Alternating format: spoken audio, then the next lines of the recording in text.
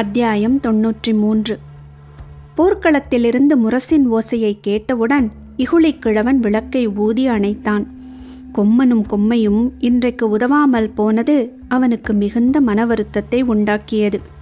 பரம்பு வீரர்கள் கானவர்களுக்கு அளித்த வாக்குப்படி தட்டியங்காட்டில் யானைப்போர் நடப்பதை தவிர்த்துவிட்டனர். சமவெளியில் உள்ளவர்கள் யானையை பயிற்றுவிக்கும் முறையுடனும் போரில் ஈடுபடுத்தும் முறையுடனும் ஒப்பிட்டு பார்த்தால் மலைமக்களின் ஆற்றல் அளவிடற்கரியது. சமவெளி மனிதர்கள் யானையை பழக்குவது எப்படி என்று மட்டுமே அறிந்தவர்கள். மலைமக்கள் யானையின் பழக்கங்களையெல்லாம் அறிந்தவர்கள். அதுவும் பரம்பில்தான் யானையுடனான ஆதி மொழியை உருவாக்கிய தந்தமுத்தத்துக்காரர்கள் இருக்கின்றனர். அவர்கள் யானையை கைக்கொள்ளும் முறையை யாராலும் நினைத்து கூட பார்க்க முடியாது. இன்று யானைப்போர் நடந்திருந்தால் வேந்தர் படை பேரழிவை சந்தித்திருக்கக்கூடும்.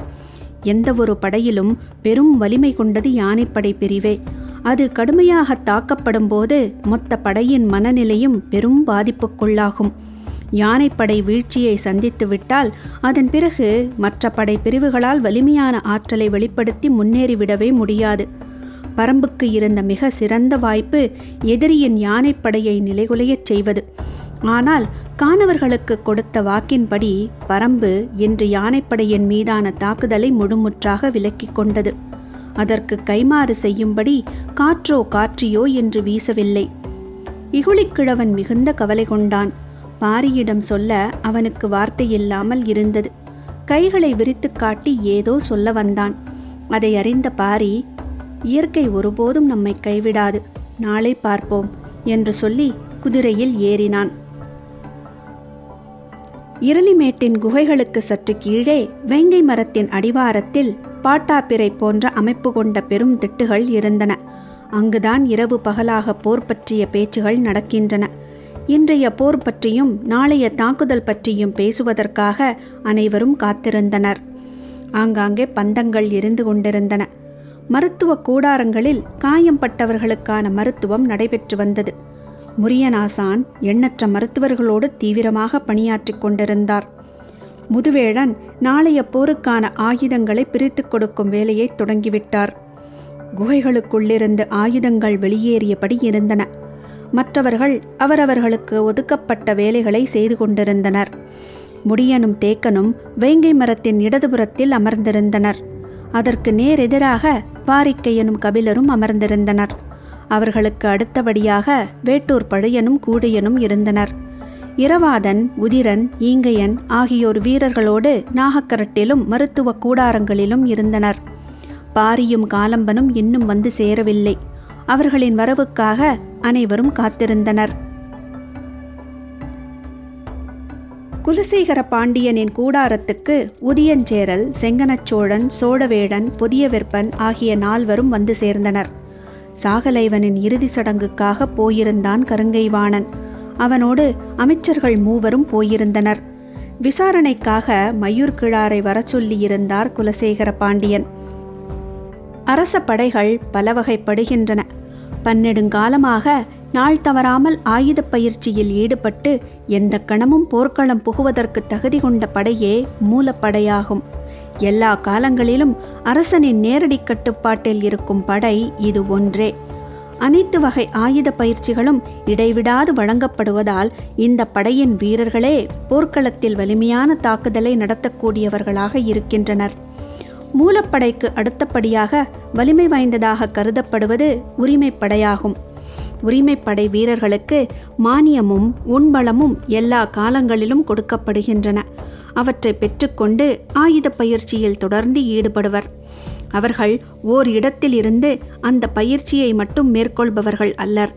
தத்தமது இடங்களில் இருந்து கொண்டு வெவ்வேறு பணியையும் செய்து கொண்டிருப்பர். போருக்கான ஆணை வந்தவுடன் அரசனுக்காக போர்க்களம் புகுவர். அவர்கள் உரிமைப்படை என அழைக்கப்படுகின்றனர். கூலி பெற்றுக்கொண்டு அதற்காக போரிடுவோர் கூலிப்படை என்று அழைக்கப்படுகின்றனர். இந்த படைகள் தவிர துணைப்படை, கானப்படை, வன்படை, குழுப்படை என பல்வேறு படைகள் உள்ளன. இவையெல்லாம் போர்க்களத்தில் ஆயுதம் ஏந்தும் படையணிகள். ஆனால் போர்க்களம் மட்டுமல்லாமல் எல்லா காலங்களிலும் அரசனின் பாதுகாப்புக்கு என்றே உருவாக்கப்பட்டுள்ள படைதான் அகப்படை. இந்த படையானது அரண்மனையில் அரச பாதுகாப்பின் பொருட்டு பல்வேறு விதிமுறைகளை கடைபிடிக்கக்கூடியது. அரண்மனைக்குள் ஆயுதங்கள் வைத்துக் கொள்ளும் உரிமை யார் யாருக்கானது என்பதில் தொடங்கி அரசனிடம் பேசும்போது யார் யார் எவ்வளவு இடைவெளியில் நின்று பேச வேண்டும் என்பது வரை இந்த படையால் வரையறுக்கப்பட்டுள்ளது. அரசனுக்கு அணுக்க காவலர்கள் 2 எந்நேரமும் உடனிருப்பர். மெய்க்காவலர்கள் 6 அரசருக்கும் அடுத்தவருக்கும் இடைநிலையில் குறுக்கிடாத தன்மையில் இருப்பர். ஆபத்துதவிகள் 20 அரசர் இருக்கும் அவைக்குள் இருப்பர். இவையெல்லாம் அரங்குக்குள் மட்டும் இருக்கும் ஏற்பாடு. இந்த வடிவங்கள் மூவேந்தர்களின் அரண்மனைகளில் ஒரு சில மாறுபாடுகளை கொண்டிருக்கும். பாண்டியனின் மெய்க்காப்பாளர்கள் ஆபத்துதவிகள் என்றும், சோழனின் மெய்க்காப்பாளர்கள் வேளப்படையினர் என்றும், சேரனின் மெய்க்காப்பாளர்கள் காக்கு வீரர்கள் என்றும் அழைக்கப்படுகின்றனர். இதுபோல பெயர் மாறுபாடுகள் இருக்குமே தவிர அகப்படையின் அடிப்படை பணிகளில் மாறுபாடு ஏதும் இருக்காது. மூஞ்சல் உருவாக்கப்பட்டவுடன் அந்த நகருக்கென தனித்த பாதுகாப்பு ஏற்பாடுகள் தேவைப்பட்டன. கடல் போல் பறந்து கிடக்கும் படை வீரர்களுக்கு நடுவில் பெருவேந்தர்கள் 3 தங்கியுள்ளனர். எனவே மிகுந்த கட்டுப்பாடுகளை வகுக்க வேண்டியிருந்தது. அமைச்சர்கள் 3 பேசி மூஞ்சலுக்கான அகப்படை ஒன்றை உருவாக்கினர். 5 நிலை பிரிவுகளை கொண்ட அகப்படையின் கட்டுப்பாட்டில்தான் மூஞ்சல் இப்போது இருக்கிறது. போர் தொடங்கிய பிறகு அரசு விதிகள் இரும்பாலான கையுறைகளை மாட்டிக்கொள்கின்றன. எளிதில் யாருக்கும் இது இரக்கம் காட்டுவதில்லை. மூஞ்சலின் அரண்மனைகளை காத்து நிற்பது 1 நிலைப்படை.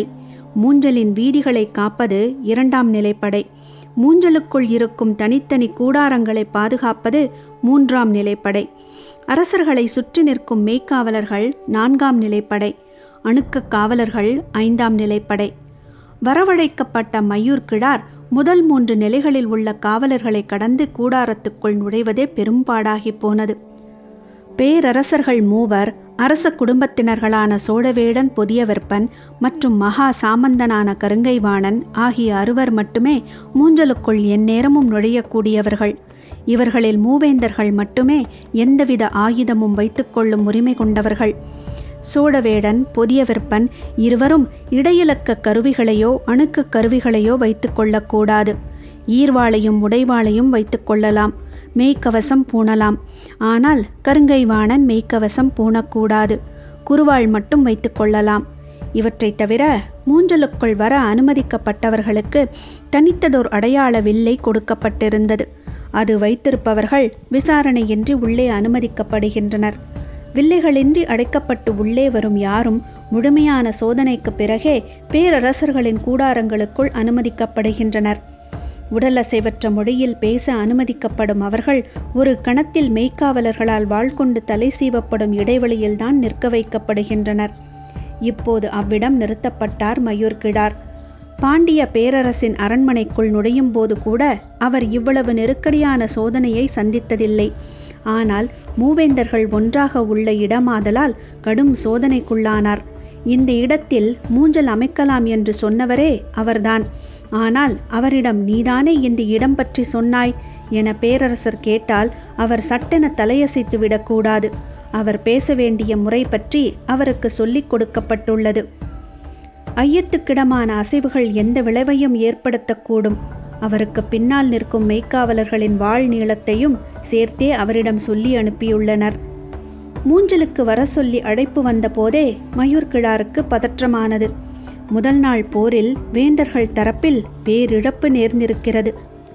போர் நிலத்தை பற்றி முழுமையான செய்திகள் தெரியாததால் தான் இழப்புகள் அதிகமாகி இருக்கின்றன என்று பேசிக்கொள்கிறார்கள். உள்ளுக்குள் சற்றே அச்சத்துடன் வந்தார் மையூர் கிழார். உண்மையில் தட்டியங்காட்டை பற்றி வெங்கல் நாட்டு மக்கள் யாருக்கும் எதுவும் தெரியாது. அந்த பாழ் நிலத்தில் போர்க்களத்தை தீர்மானித்ததே பெரும் தவறு. இதை எப்படி வேந்தர்களிடம் சொல்ல முடியும் என்ற குழப்பத்தோடு வந்தவருக்கு அகப்படையினரின் கெடுபிடிகள் மேலும் பதற்றத்தை உருவாக்கின. பேரரசர்கள் இருந்த அவையை பணிந்து வணங்கி தலை தாழ்த்தியபடி நின்றார் மையூர் கிழார். இன்று பாரி போர்க்களம் புகுந்தானா என கேட்டார் குலசேகர பாண்டியன். கேள்வி மையூர் கிழாரை சற்றே இளைப்பாற செய்தது. அவர் அஞ்சியது போன்ற கேள்விகள் கேட்கப்படவில்லை. சிக்கல் இல்லாத கேள்வியைத்தான் அவர் எதிர்கொள்ள வேண்டியிருந்தது. எனவே தெளிவான குரலில் சொன்னார், பாரி வரவில்லை பேரரசே. அவன் எங்கு இருந்தான்? நாகக்கரட்டின் மேல்தான் இருந்திருக்க வேண்டும். அங்கிருந்துதான் கொம்போசிகள் எழுப்பப்பட்டு தாக்குதலுக்கு வழிகாட்டப்பட்டது. அவன் எப்போது போர்க்களம் புக வாய்ப்பிருக்கிறது? குடியாசானும் குடிமுடியனும் இருக்கும் வரை பரம்பின் குடித்தலைவன் தனது மண்ணை விட்டு வெளியேறி வரமாட்டான். குடியாசான் யார்? தளபதி சாகலைவனை கொன்றவன். இன்று போர்க்களத்தில் ஈட்டி எறிந்து யானையை வீழ்த்தியது குடிமுடியன்தான் என்றான் உதியஞ்சேரல். அப்போது கருங்கைவாணன் உள்ளே வந்தான். அவனோடு தளபதிகள் 4 வந்தனர். பேரரசர்களை வணங்கிவிட்டு இருக்கையில் அமர்ந்தான் கருங்கைவாணன். தளபதிகள் 4 எதிர்ப்புறமாக நின்றனர். மெய்க்கவசங்களோ ஆயுதங்களோ அவர்களிடம் இல்லை. போர்க்களத்தில் ஏற்படும் மரணங்களை அவையில் பேசக்கூடாது.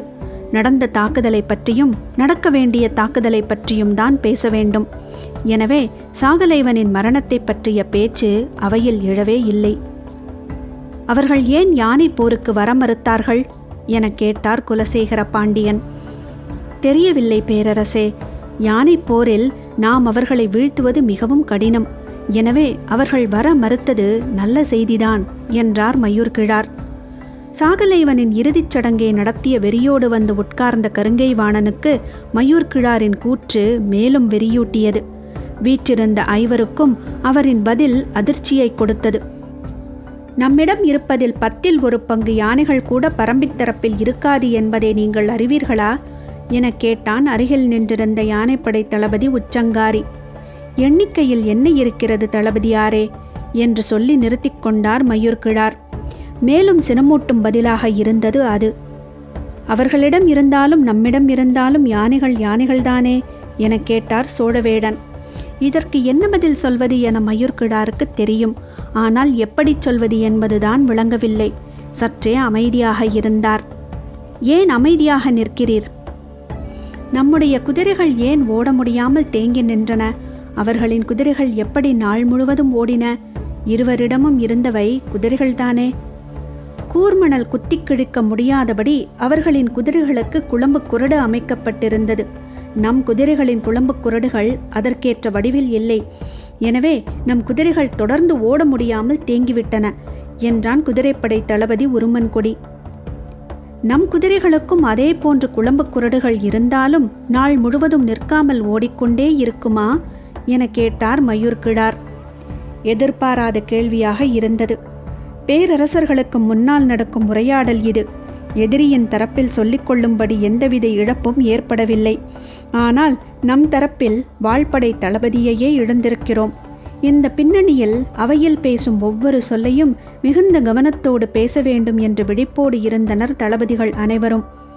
மயூர்கிழாரின் கேள்விக்கு சட்டென விடை சொல்லிவிட முடியாத நிலை இருந்தது. அவையில் அமைதி நிலவியது. இவன் என்ன சொல்ல வருகிறான் என்று கூர்ந்து கவனித்தபடி இருந்தான் கருங்கைவாணன். தரையில் இருக்கும் குதிரைகளை விட மலையில் இருக்கும் குதிரைகளுக்கு ஆற்றல் அதிகம் என சொல்ல வருகிறீரா என கேட்டான் உருமன்கொடி. இல்லை, போர்க்குதிரை என்றாலும் ஆண் குதிரை சிறுநீர் கழிக்க வேண்டுமென்றால் நின்றுவிடும். அதனால்தான் எதிரிகள் ஆண் குதிரைகளை போரில் பயன்படுத்துவதில்லை. ஒரு கணம் உருமன்கொடி ஆடிப்போனான். இப்படி ஒரு காரணத்தை அவன் எதிர்பார்க்கவே இல்லை. ஆண் குதிரைகளின் ஆற்றல் உணர்ந்து அவற்றையே நாம் முன்கள படைகளில் பயன்படுத்துகிறோம். அது மட்டுமல்ல, நாள் முழுவதும் குதிரைகள் களத்திலே நிற்க வேண்டிய தேவை இருப்பதால் காலையிலே நன்றாக நீர் குடிக்க விட்டுத்தான் களத்துக்கு கொண்டு வருகிறோம். நம்முடைய தேர்வும் முன்னேற்பாடுகளுமே போர்க்கள செயல்பாட்டுக்கு எதிரானதா? பேச்சற்று நின்றான் உருமன்கொடி. தலைகுனிந்து பேசத் தொடங்கிய மயூர்கிழாரின் குரல் தளபதிகளை தலைகுனிந்தே நிற்க வைத்துக் கொண்டிருந்தது. இதற்கு முன்பு நடைபெற்ற போர்களில் பரம்பு வீரர்கள் யாரும் மெய்க்கவசம் அணிந்ததில்லை. இந்த போரில் வீரர்கள் அனைவரும் மெய்க்கவசம் அணிந்திருந்தனர். நாம் அணியும் இரும்பாலான மெய்க்கவசத்தை விட பல மடங்கு எடை குறைவானதாகவும் ஆயுதங்களால் எளிதில் உள்நுழைய முடியாததாகவும் இருக்கிறது அது. முன்கூட்டியே எப்படி இவ்வளவு ஏற்பாடுகளை செய்தார்கள் என கேட்டான் உதியஞ்சேரல். நான் அறிந்தவரை பரம்பு வீரர்கள் போர் என்று வந்தால் எதிரிகளை ஒரு பொருட்டாக மதித்ததே கிடையாது. முதன்முறையாக அவர்கள் போருக்கான முன்னேற்பாடுகளை செய்துள்ளனர். இந்த செயலுக்கு உள்ளே இருப்பது நமது படை வலிமையை பற்றிய அச்சம். அந்த அச்சத்தை ஊதி பெருக்க வேண்டும். அவர்களின் வலிமையை பொருட்டாக நினைக்க கூடாது. அவர்களின் அச்சத்தை கையாள்வதை பற்றியே நாம் சிந்திக்க வேண்டும். மயூர்கிழாரின் சொற்கள் போர்க்களத்துக்கு தேவையான ஆயுதமாக இருப்பதாக கருங்கைவாணன் கருதினான். ஆனால் குலசேகர பாண்டியனின் எண்ணம் சற்றே வேறாக இருந்தது. பரம்பை பற்றி நமக்கு முழுமையாக தெரிவிக்காமல் அவனது கூற்றின் முக்கியத்துவத்தின் வழியே நம்மை அவனது விருப்பத்தின் வடிவத்துக்குள் இழுக்கிறான் என அவருக்கு தோன்றியது. சரி, நீ போகலாம் என்றார். ஆழமானதோர் உரையாடலை சட்டென வெட்டி தள்ளுவது போல் இருந்தது குலசேகர பாண்டியனின் உத்தரவு. மயூர்கிழார் அவையை வணங்கி வெளியேறினார். பாரி வேங்கை மரத்திட்டுக்கு வந்ததும் பேச்சு தொடங்கியது. சற்றே சினத்தோடு இருந்தான் வேட்டூர் படையன். யானை போரை தவிர்க்கும் வாக்கை நாம் காணவர்களுக்கு வழங்கியிருக்க கூடாது. எதிரிகள் ஆடுகளைப் போல யானைகளை கொண்டு வந்து நிறுத்தியிருந்தார்கள். நமது தாக்குதல் இன்று யானைப்படையில் இருந்திருக்குமேயானால் எதிரிகள் நிலைகுலைந்திருப்பார்கள். நாம் மிகச்சிறந்த வாய்ப்பை தவறவிட்டு விட்டோம் என்றார். வேட்டூர் படையனின் கவலை எல்லோருக்கும் புரிந்தது. இன்று எதிரிகளின் யானைப்படை தாக்கப்பட்டிருந்தால் அவர்களது படையின் கட்டுக்கோப்புகள் மொத்தமாக சீர்குலைந்திருக்கும். ஆனால் எதுவும் இன்று நடக்கவில்லை. காலை முதல் மாலை வரை பரம்பு வீரர்கள் கடுமையாக போரிட்டாலும் முன்புற படையணியின் ஒரு பகுதியை மட்டும்தான் அழித்தொழிக்க முடிந்தது. இந்த எண்ணத்தின் வெளிப்பாடாகத்தான் வேட்டூர் படையனின் சொல் இருந்தது. வாக்களிக்கப்பட்ட பிறகு நமக்கு கிடைக்கும் நன்மையை கருதி அளிக்கப்பட்ட வாக்குக்காக வருத்தப்படுதல் கோழைத்தனமல்லவா என கேட்டான் பாரி. எனக்கு புரிகிறது. ஆனால் மூவேந்தர்களின் பெரும் படைக்கு எதிராக போர்க்களத்தில் நின்று கொண்டிருக்கும் நமக்கு நாமே சிக்கல்களை உருவாக்கிக் கொள்வது எந்த வகையில் அறிவார்ந்த செயல்? அறிவு என்பது ஆசை கொண்டு அளக்கப்படுவதல்ல. வெற்றியின் மீது ஆசை கொண்டு அளிக்கப்பட்ட வாக்கை அளக்க முயல்கிறீர். இல்லை பாரி, நான் வெறும் ஆசையின் பொருட்டு இதை கூறவில்லை. போர் எவ்வளவு விரைவாக முடிக்கப்பட வேண்டுமோ அவ்வளவு விரைவாக முடிக்கப்பட வேண்டும். நாம் யார் என்பதை எதிரி அறிந்து கொள்ளும் முன் அவர்கள் அழிக்கப்பட்டாக வேண்டும். அவர்களிடம் எண்ணிலடங்கா வீரர்களை கொண்ட படை இருக்கிறது என்பது ஒரு பொருட்டே அல்ல. ஆனால் மயூர்கிழார் என்ற ஒருவன் இருக்கிறான். அவனை நாம் குறைத்து மதிப்பிட்டு விடக்கூடாது. அவன் சொன்ன குறிப்பை வைத்தே மயிலாவுக்கான நிறைசூல் விழாவை அறிந்து எதிரிகள் தாக்குதல் தொடுத்துள்ளனர். நம் மீது எப்போதெல்லாம் எதிரிக்கு அச்சம் ஏற்படுகிறதோ அப்போதெல்லாம் அந்த அச்சத்தை அவனால் கலைக்க முடியும். எனது கவலை அவன் பொருட்டுதான்.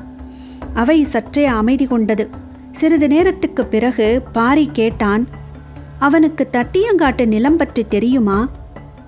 எனக்கே தெரியாதே, அவனுக்கு எப்படி தெரியும்? அவன் காணவர்களை அறிவானா? வாய்ப்பில்லை. காற்றையும் பற்றி தெரியுமா? தெரிந்திருக்காது. மெய்க்கவசத்தையும் மூவிலை வேலினையும் அறிவானா அவன்? அறியமாட்டான். பிறகு ஏன் அவன் குறித்து இவ்வளவு கவலை கொள்கிறீர்? இவை எல்லாவற்றையும் அவன் அறியவில்லை என்பது பெரிதல்ல. ஆனால் அவன் அறிந்து வைத்திருப்பது இவை எல்லாவற்றையும் விட முக்கியமானது. அப்படி எதை அவன் அறிந்திருக்கிறான் என வேகமாக கேட்டான் தேக்கன். அவன் பாரியை அறிவான். யாரும் எதிர்பாராததாக இருந்தது. பரம்பின் மரபுகளை அறிவான். இங்கு உள்ள குடிகளின் வீரத்தை அறிவான். எதிரியின் கூடாரத்தில் பாரியை அறிந்தவன் அவன் ஒருவனே. அவன் பொருட்டு நாம் பதற்றப்பட வேண்டாம். அவன் போர்க்களம் புகும் நாளுக்காக காத்திருப்போம் என்றான் முடியன். அப்போதுதான் இரவாதனும் முதிரனும் ஈங்கையனும் வந்து சேர்ந்தனர். மயூர்கிழாரோடு தளபதிகள் 4வரும் அவை விட்டு வெளியேறினர். பேரரசர்களோடு தலைமை தளபதி கருங்கைவாணன் மட்டுமே அவையில் இருந்தான். சோடவேடன் சொன்னார், மயூர்கிழார் பரம்பினை பற்றிய எல்லா செய்திகளையும் துல்லியமாக கூறுகிறார். இல்லை, வெங்கல் நாட்டுக்கு கொடுத்திருக்கும் ஒரே வேலை எதிரிகளை பற்றி செய்தி சேகரிப்பதுதான். ஆனால் இவனுக்கு ஒத்துழைக்காத 6 ஊர்கள் வெங்கல் நாட்டில் உண்டு. உண்மையில் அந்த இடத்தில்தான் இவனால் அதிகமாக செய்தியை சேகரிக்க முடியும். அது இவனுக்கு தெரியவில்லை என்றார் குலசேகர பாண்டியன். இவன் போர்க்களத்துக்குள்ளே வைத்து பயன்படுத்த வேண்டிய ஆள். இவனை வெளியில் வைப்பதால் நமக்குத்தான் இழப்பு என கருதுகிறேன் என்றான் பொதிய வெப்பன். அவன்தான் நமக்கான தூண்டில் புழு. அந்த புழுவை கடிக்க பரம்பு தளபதிகள் காத்திருப்பர். பொருத்தமான நேரத்தில் போர்க்களத்துக்குள் இவனை இறக்கலாம் என்றார் குலசேகர பாண்டியன். பேரரசர்களுக்கிடையேயான உரையாடலை கவனித்தபடி இருந்தான் கருங்கைவாணன். ஒரு தளபதி, 2 சேனை வரையர்கள், 35 சேனை முதலிகள் இன்று கொல்லப்பட்டிருக்கின்றனர். ஆனால் அந்த மரணங்கள் எவையும் அந்த அவைக்கு ஒரு பொருட்டே அல்ல. அதுதான் பேரரசர்களின் படை வலிமை. அந்த மாபெரும் படைப்பிரிவுகளுக்கான அடுத்த நாள் திட்டமிடல் என்னவென்பதை பற்றி விளக்கினான் கருங்கைவாணன். அவையில் உள்ளோர் திட்டத்தை முழுமையாக கேட்டனர். யாருக்கும் மறுப்பு சொல் இல்லை. கேட்கப்பட்டவை ஏற்கப்பட்டவையாகின. அவை கலையும் முன் குலசேகர பாண்டியன் சொன்னார், நாளைய போரில் வாள்படை தளபதியாக சூலக்கையன் செயல்படுவான். சரி என அனைவரும் ஏற்றுக்கொண்டனர். கொல்லப்பட்ட சாகலைவன் பாண்டிய நாட்டைச் சேர்ந்தவன். அவனுக்கு பதில் வேறொரு தளபதியை பாண்டியவேந்தர் சொல்லுதலே முறை. அவ்வாறே செய்தார். முடியன் சொன்னான், நாளை அவர்கள் குதிரைகளை முன்பாய்ச்சலில் ஈடுபடுத்த மாட்டார்கள் என்று நினைக்கிறேன். நின்ற இடத்திலே குதிரைப்படை நின்று கொள்ளும்.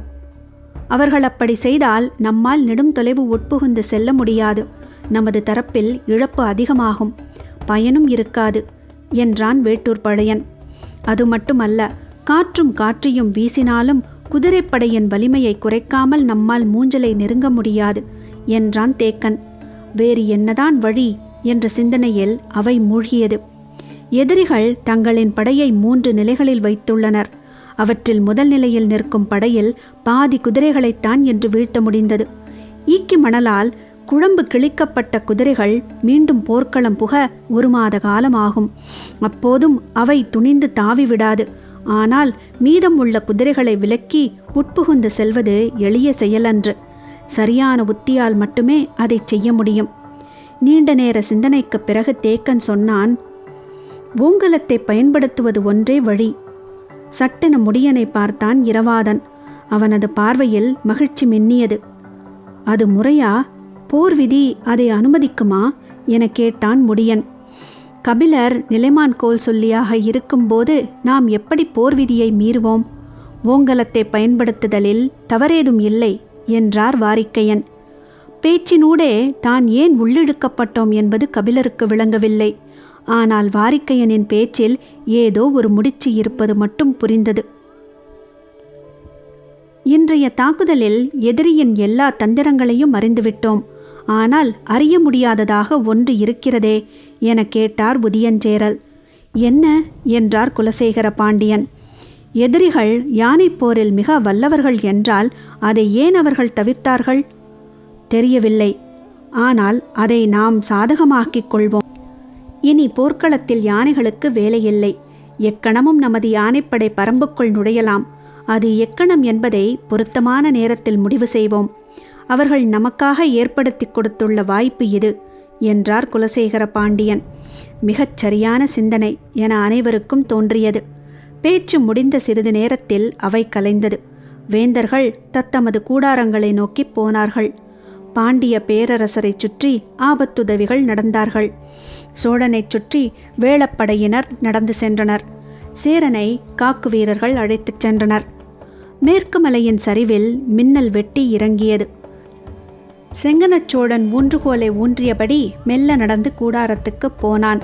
அவன் வருகைக்காக கூடாரத்துக்குள் காத்திருந்தான் சோழர்களின் ஒற்றற்படை தளபதி. மூஞ்சலுக்குள் நுழைய சிறப்பு வில்லைகள் கொடுக்கப்பட்டது ஒற்றற்படை தளபதிகளுக்கு மட்டும்தான்.